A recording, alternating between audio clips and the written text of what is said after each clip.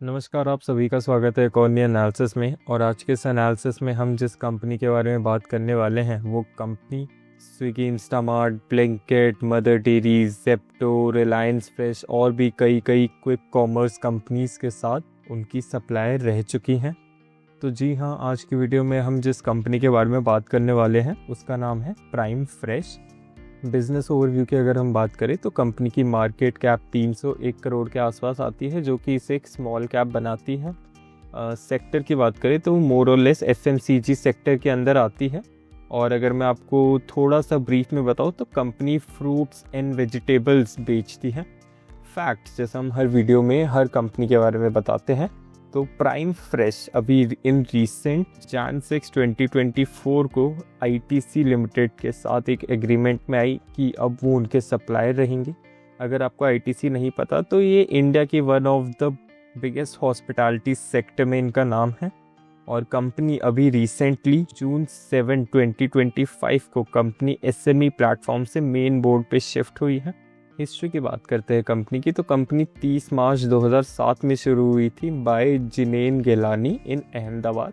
Company शुरुआत में door to door delivery और वेयर हाउसिंग फैसिलिटी प्रोवाइड करती थी। 28 फरवरी 2008 आते आते कंपनी प्राइवेट से पब्लिक पे स्विच हो गई। 2012 में कंपनी ने इंडिया का सबसे पहला मोबाइल वैन इंट्रोड्यूस करा था और पहला कोल्ड स्टोरेज इन अहमदाबाद लाई थी। मई 2015 में कंपनी ने अपने एक्सपोर्ट शुरू करे टू यूएई। और उसी के साथ साथ कंपनी ने आईएनआई फार्म के साथ पोमोग्रेनेट्स, रिलायंस जमुनानगर में मैंगोज और बिस्लरी की सीएनएफ एजेंट बनी। अगर आपको सीएनएफ नहीं पता तो सीएनएफ मतलब होता है कैरी एंड फॉरवर्ड। बेसिकली बताऊं तो जितना भी डिस्ट्रीब्यूशन है बिस्लरी का वो प्राइम फ्रेश देखेगी, तो ये भी काम प्राइम फ्रेश ने करा। मार्च 2017 में कंपनी ने पब्लिक इशू शेयर करे। 12 लाख के आसपास के शेयर्स थे, जिसमें से 2.5 crore plus offer for sale 4.5 crore के आसपास का था। अप्रैल 2020 में कंपनी ने अपना नाम चेंज करा from Prime customer service to Prime fresh.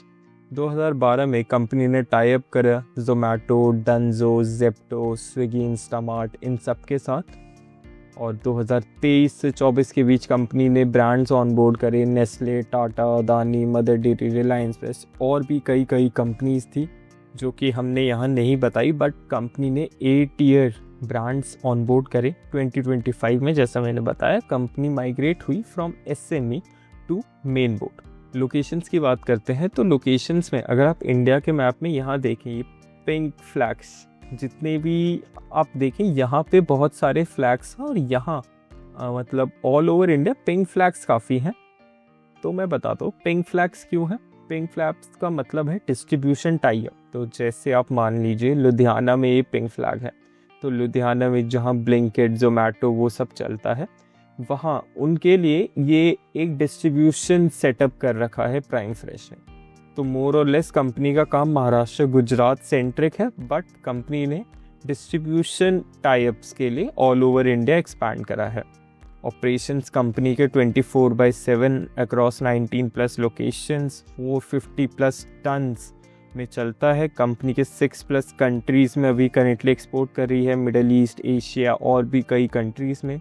Company के की प्रोडक्ट्स अगर हम बताएं तो मैंगोज, अनियंस और पोटैटोज़ हैं।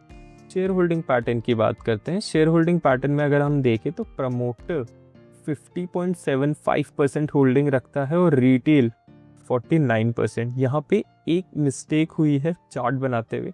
ये जो प्लेज है, प्लेज का कॉलम अलग से कर दिया है। ये जो प्लेज 4.5% है ये इंक्लूडेड है प्रमोटर के अंदर ही, तो ये पार्ट 4.5 है, तो प्रमोटर ने प्लेज भी ले रखे हैं। इन रिसेंट टाइम्स कंपनी की प्रमोटर होल्डिंग बढ़ी है 49.9% से 50.75 in recent quarters. Open market purchase भी चल रही है by promoter at a price level of 220 per share. Company convertible warrants issue कर रही है 164 रुपीज़ पर शेयर में। तो इससे हम एक आइडिया लगा सकते हैं कि एक बाइंग जोन अगर हम थोड़ा सा दिमाग लगाएं तो 160 से लेके 220 के बीच अगर हम देखें तो ये एक बाइंग जोन, जहाँ तक हम ये पढ़ के ओपन मार्केट परचेज जो कंपनी कर रही है और कन्वर्टेबल इशू, ये लगा के हम ये बाइंग जोन कंसिडर कर रहे हैं। कंपनी के अपकमिंग प्लान्स भी हैं फर्दर कन्वर्जन करने के वारंट्स को। फंडामेंटल्स की बात करते हैं। अब देखिए, ये कंपनी काफ़ी नई है, इससे छोटी कंपनी हमने अपने ओवरऑल चैनल में शायद से सिर्फ एक बार ही कवर करी होगी। उसके अलावा हमने इतनी छोटी कंपनी कभी कंपेयर नहीं करी है, माफ़ कीजिएगा, कभी एनालिसिस नहीं करा इतनी छोटी कंपनी का। तो हमें बहुत सारी चीज़ें फंडामेंटली इसमें इग्नोर करनी पड़ेंगी। जैसे पीई हमने इग्नोर कर रखा है यहाँ पे, क्योंकि इतनी छोटी कंपनी है, ये कल ग्रो होगी, लोन्स लेके ग्रो होगी, ये कंपनी डेट्स लेके ग्रो होगी। तो हमें, मैं आपको बताता चाहूँगा हम क्या क्या चीज़ें इग्नोर करें और क्या क्या चीज़ें इग्नोर नहीं कर सकते, ठीक है। तो पीईजी की सबसे पहले बात करते हैं। तो अकॉर्डिंग टू 3 ईयर पीजी हम देखें तो 0.63 है, जो कि लेस देन 1 है, माफ़ कीजिएगा, लेस देन 1 है। 5 ईयर्स का अगर हम पीजी देखें तो 0.5 है, ये भी लेस देन 1 है। तो ओवरऑल पीईजी की बात करें तो ये अंडर वैल्यू है, जो कि एक अच्छा साइन है हमारे लिए। ईपीएस की बात करें, अर्निंग पर शेयर, तो मार्च 2017 में कंपनी का ईपीएस 0.3 था, जो कि मार्च 2026 आते आते 9.5 के आसपास का ईपीएस। ये आप ग्रोथ चार्ट देख सकते हैं ईपीएस का, तो मुझे काफ़ी एक अच्छी ग्रोथ दिखी ईपीएस में। सेल्स टू मार्जिन्स की बात करें तो 2017 में आप, ये ब्लू बॉक्स है ये सेल्स है, जबकि ये ग्रीन बॉक्स एक्सपेंस है। तो मोर और लेस हमें एक्सपेंस से उतना कुछ फ़र्क नहीं पड़ता। तो मोर और लेस कंपनी की सेल्स बढ़ी है, रेवेन्यू भी बढ़ा है कंपनी का। एक चीज़, ये जो रेड लाइन है ये मार्जिन्स है, ये मार्जिन साइडवेज जा रहे हैं, मोर और लेस 4 से 5% के बीच में ट्रैवल कर रहे हैं through out year on year basis की। अगर हम बात करें, अगर हम रिसेंट क्वार्टर की बात करें तो वो 6 से 8 के बीच है, बट हमने एक बड़ा होराइजन देखा, तो उस होराइजन की हम बात कर रहे हैं 4 से 5% के बीच इनके मार्जिन्स रहते हैं। तो मैं आपको पहले ही बताना चाहता हूँ कि ये जो सेक्टर है एफएमसीजी सेक्टर, इसमें मार्जिन्स लोअर एंड में ही रहते हैं। मार्जिन्स इसके अगर मैं बताऊँ तो 5 से 8% के बीच डिसेंट मार्जिन्स कंसिडर होते हैं। और मैंने इन रिसेंट एक पॉडकास्ट भी देखा था कंपनी का, तो कंपनी की मैनेजमेंट बता रही थी वो आने वाले टाइम में मार्जिन्स 8 to 10% तक ले जाने का ट्राई करेंगे, जो कि सुनने में अच्छा लगता है। कैश कन्वर्जन की बात करें, एफएमसीजी में कैश कन्वर्जन वाला पार्ट काफ़ी मेन है। ये कैश कन्वर्जन हाईएस्ट है 124 डेज, ये एक रेड फ्लैग है। इसका मतलब है कंपनी क्रेडिट में अपना माल बेच देती है, बट रिकवर, उसकी पेमेंट रिकवर नहीं कर पा रही है, कर पा रही है तो उसको करने में 124 डेज, मतलब कंपनी ने 124 दिन पहले कुछ सामान बेचा, उसका पैसा कंपनी को 124 दिन के बाद आ रहा है। इसको इम्प्रूव करना पड़ेगा। जबकि डेटर मतलब कंपनी अगर कुछ उधार में लेती है तो वो अपना उधार कितनी जल्दी पे बैक करती है, वो है 36। ये काफ़ी अच्छा नंबर है। डेट टू एसेट की बात करते हैं। देखिए, डेट टू एसेट या डेट टू इक्विटी, ये दोनों इतनी छोटी कंपनी में मैटर नहीं करेंगी, क्योंकि ये डेट 9 करोड़ से 90 करोड़ बहुत आसानी से हो जाएगा। ये एसेट 120 से 12,000 करोड़ भी बहुत आसानी से हो जाएगा। तो हम डेट टू एसेट या डेट टू इक्विटी निकालना भी कोई सेंस नहीं बनाता, बट मोर और लेस हम एक नंबर दिमाग में रखते हैं कि एसेट्स अभी 120 करोड़ है, डेट 9 करोड़ है, इक्विटी 1.39 करोड़ है। तो हम बेसिकली समझ सकते हैं इसमें कि कंपनी को बैंकरप्सी के चांसेस उतने नहीं हैं। कैश फ्लो की बात करते हैं तो सबसे पहले ऑपरेटिंग एक्टिविटी देखें तो ट्रेड रिसीवेबल्स कंपनी के बढ़ते जा रहे हैं। जैसा हमने बताया था यहाँ पे कि कैश कन्वर्जन कंपनी का बढ़ रहा है, तो वही ट्रेड रिसीवेबल का भी मतलब वही है कि कंपनी को पैसे नहीं मिल रहे, मिलने में बहुत टाइम लग रहा है।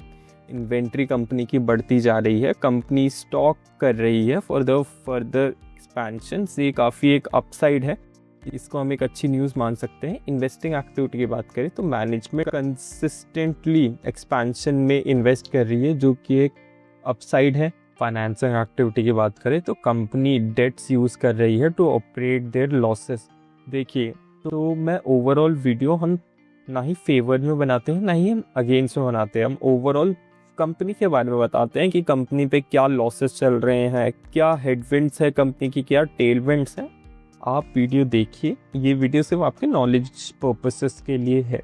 कंपनी ने रिसेंटली नए शेयर्स भी इशू करे हैं और ये इशू अभी तो चलेगा क्योंकि कंपनी अभी बहुत छोटी है, वो डेट भी उठाएगी, शेयर्स भी इशू करेगी, तो ये चीज़ें तो चलेंगी।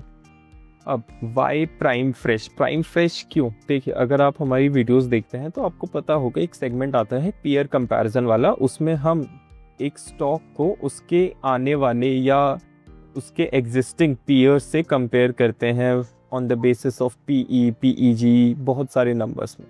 बट हम प्राइम फ्रेश को कंपेयर नहीं कर सकते क्योंकि इसका मेजर रीज़न है कंपनी बहुत छोटी है to compare it with anyone.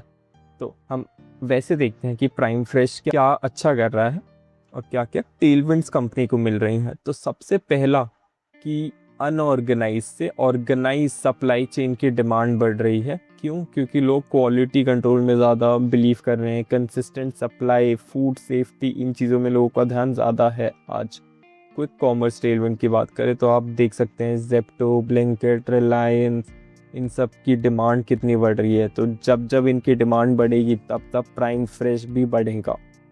Rising consumption, अब अर्बनाइजेशन, लोग शहर में ज़्यादा बस रहे हैं, जितने लोग शहर में बसेंगे उतनी प्राइम फ्रेश की डिमांड बढ़ेगी। हायर डिस्पोजेबल इनकम, अगर आपको डिस्पोजेबल इनकम का मतलब नहीं पता तो वो इनकम जो हम खर्च कर सकें। एसेट लाइट मॉडल, ये काफ़ी अच्छी बात है, कंपनी एसेट लाइट मॉडल में है क्योंकि सिंस अभी कंपनी है भी बहुत छोटी, उसको मार्जिन्स भी सस्टेन करने हैं, तो ये model one of the best case scenario है फॉर देम। कौन कॉल की बात करते हैं तो रिसेंटली Q4 2026 में रेवेन्यूज़ कंपनी के 50% से ईयर ऑन ईयर बढ़े, पैट कंपनी के 66% से ईयर ऑन ईयर बढ़े, एबिटा कंपनी का डबल हो गया, 127% से बढ़ गया एबिटा इनका। देखिए, ये नंबर्स परसेंटेज आपको काफ़ी बड़े लग रहे हैं और आपको लग रहा होगा शायद गलत अज्यूम कर रहे हैं, नहीं। देखिए, जब कंपनी छोटी होती है तो ये नंबर्स बड़े ही रहते हैं। अब आप ये चीज़ें रिलायंस से तो एक्सपेक्ट नहीं कर सकते ना कि रिलायंस 50% का रेवेन्यू हाइक दे दे, 50% का पैट हाइक दे दे, वो नहीं देगा। वो 1 से 4, 5 से उनके लिए सबसे अच्छा नंबर भी 8% होता है। तो ये हम छोटी कंपनी से ही एक्सपेक्ट करेंगे क्योंकि उनके पास हेडरूम काफ़ी है। अब कंपनी ने बताया डिस्पाइट ऑफ रेवेन्यू कंपनी के पास मार्जिन्स ड्रॉप हो रहे हैं, जो कि 8% थे पहले, वो अब घट के 6.5% हो गए हैं। तो जैसे मैंने बताया कंपनी की मैनेजमेंट बोल रही है वो मार्जिन्स ट्राई करेगी 8 से 10 के बीच सस्टेन रखे। कंपनी की मैनेजमेंट ने बताया है कि Q3 FY 2026 का एक्सट्रीमली गुड था because of the operational efficiency, utilization company की अच्छी हुई, सप्लाई चेन्स भी कंपनी की काफ़ी स्मूथ रन करे। 3.25 करोड़ के आसपास की कंपनी ने प्रेफरेंशियल इश्यूज रेस करे हैं, जो कि ठीक है, इन रिसेंट टाइम आप बहुत सुनेंगे कंपनी डेट इशू करेगी, डाइल्यूशन और करेगी। तो ये ट्रिक्स है एक तरीके से कि कंपनी और पैसा उठाए। और एट दिस इनिशियल स्टेज को ये पॉइंट ऑफ व्यू भी समझना पड़ेगा कि कंपनी छोटी है तो उसको बढ़ने के लिए कैपिटल चाहिए, और वो कैपिटल यही 3-4 सोर्सेस हैं, मतलब सोर्सेस बहुत हैं, बट मोर और लेस अगर कोई थर्ड पॉइंट ऑफ व्यू से देखेगा तो उसको वही लगेगा कि कंपनी अभी डेट में है, कंपनी को पैसे कमाने के लिए कंपनी लोन ले रही है। तो ये थोड़ी चीज़ आपको ध्यान में रखनी पड़ेगी। और कंपनी की रेटिंग भी रिवाइज हुई है, BBB हो गई है कि अब कंपनी को 100 करोड़ का डेट लाइन मिल चुका है मार्च 2026 में। तो मतलब आप खुद समझ सकते हैं कि कंपनी की क्रेडिट रेटिंग भी बढ़ गई है। तो इसी के साथ हमारी वीडियो यहीं ख़त्म होती है। तो आज की वीडियो ख़त्म करने से पहले मैं आपको एक और बार बताना चाहूँगा कि मार्केट में कोई भी निवेश करने से पहले अपने वित्त सलाहकार की राय ज़रूर लीजिए। And thank you.